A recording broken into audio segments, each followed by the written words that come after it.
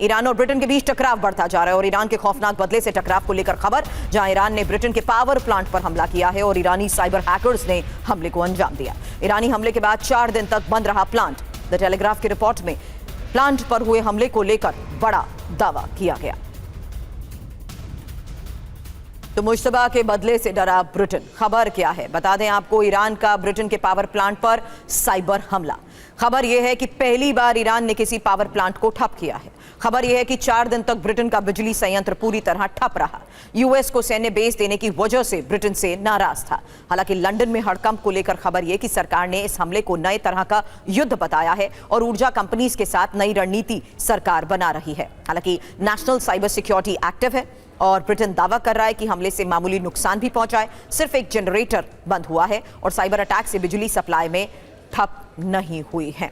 लेकिन इस बीच एक और बड़ी खबर आपको बता दें कि ब्रिटेन वर्सेस ईरान नए युद्ध की क्या ये शुरुआत है, क्योंकि दावा क्या किया जा रहा है और जिस तरीके से साइबर अटैक को लेकर खबर आई है, ब्रिटेन पुतिन से मुश्तबा, ब्रिटेन पर खतरा। और ब्रिटेन पर इस डबल खतरे को लेकर ही मेरे सहयोगी से सवाल करने से पहले वजह सुनिए, क्योंकि ईरान पर हमले के लिए ब्रिटेन ने यूएस को अपने बेस दिए हैं और ब्रिटेन के 2 बेस से अमेरिका के विमानों ने उड़ान भरी है। हालांकि इसमें पहला बेस फेयरफोर्ड है, जहां अमेरिका ने अपने बॉम्बर्स तैनात किए और ईरानी मिसाइल लॉन्चर पर हमले हुए।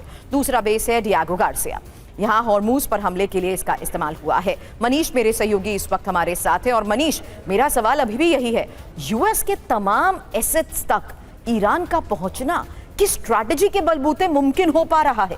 क्योंकि यहां सवाल ब्रिटेन पर खतरे को देखते हुए नहीं है सिर्फ, मिडिल ईस्ट में यूएस एसेट्स को टारगेट करना आसान, अब ब्रिटेन में भी इन टारगेट्स को हिट करना ईरान के लिए इतना आसान कैसे बन चुका है?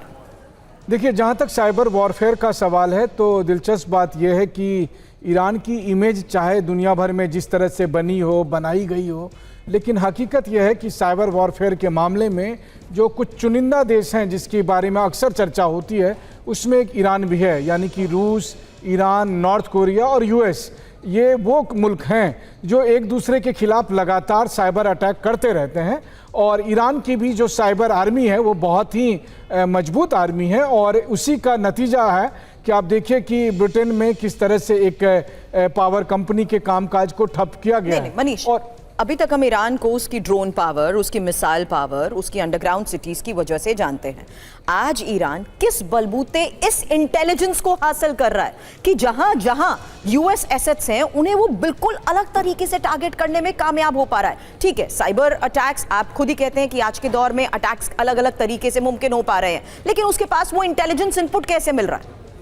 देखिए, जहाँ तक इंटेलिजेंस इनपुट का ताल्लुक है तो चीन और रूस, इन दोनों मुल्कों पर ये आरोप लगते आए हैं कि वो ईरान को इस तरह की जानकारियां मुहैया कराए भी रहे हैं। और हम सब ने देखा कि जंग के दरमियान जिस तरीके से मिडिल ईस्ट कंट्री में अमेरिकन एसेट्स पर अटैक हो रहे थे और वो इतने सटीक थे, तो ये साफ तौर पर लगा भी कि अगर ईरान को निजी तौर पर सारी जानकारी ना भी हो तो कहीं से कोई एक्सटर्नल सपोर्ट मिल तो रहा ही है। वैसे भी देखिए, जिस तरीके से अमेरिका अब तक इजराइल हो या फिर यूरोपीय देशों को अपने दुश्मन के खिलाफ इस्तेमाल करता आया था, ठीक वही प्रपंच इस वक्त चीन की तरफ से भी किया जाता है। भारत के साथ ऑपरेशन के दरमियान उसने पाकिस्तान की मदद की, वैसे ही चीन ने ईरान को भी सैटेलाइट के जरिए वो तमाम मदद मुहैया कराई जिसकी सहायता से ईरान अब ब्रिटेन के खिलाफ या अमेरिका के खिलाफ इसी एक्सटर्नल सपोर्ट के बलबूते ये सवाल हम करते हैं युद्ध के विस्तार को लेकर। लेकिन आज एक और बड़ी खबर है, क्योंकि ईरान की मिसाइल सिटी से अमेरिका घबरा रहा है और ईरान ने दुनिया को अंडरग्राउंड मिसाइल फैक्ट्री दिखाई है। हॉर्मुज स्ट्रेट के पास पहाड़ों के नीचे अंडरग्राउंड बेस और ईरान की बैलिस्टिक मिसाइल क्षमता में तेजी से हो रहा है इजाफा। हालांकि ईरान की बारूदी मिसाइल फैक्ट्री को लेकर बड़ी बात यह है कि ईरान ने पहली बार अंडरग्राउंड मिसाइल फैक्ट्री भी दिखाई है और स्ट्रेट ऑफ हॉर्मुज के पास पहाड़ों के नीचे अंडरग्राउंड बेस। मिसाइलों के जखीरों को सुरक्षित रखने की यह रणनीति है और ईरान का दावा है कि देश के कई हिस्सों में ऐसी दर्जनों फैक्ट्रीज हैं। इन फैक्ट्रीज में कई विनाशकारी हथियार दिखे, एक बड़ा इंडस्ट्रियल मिक्सर दिखाई दिया, मिसाइल बनाने वाली कई मशीन्स दिखी। हालांकि anti tank missile, Shahid 136 drone और कैमकाजी ड्रोन और इन के सामने आने के बाद ये संदेश ईरान की तरफ से साफ है कि अमेरिकी कोशिशों के बाद भी ईरानी फैक्ट्रीज खत्म नहीं हुई हैं। पहले से ज्यादा ईरान हथियार बना रहा है, पहले से ज्यादा मजबूत हुई है ईरान की मिसाइल पावर।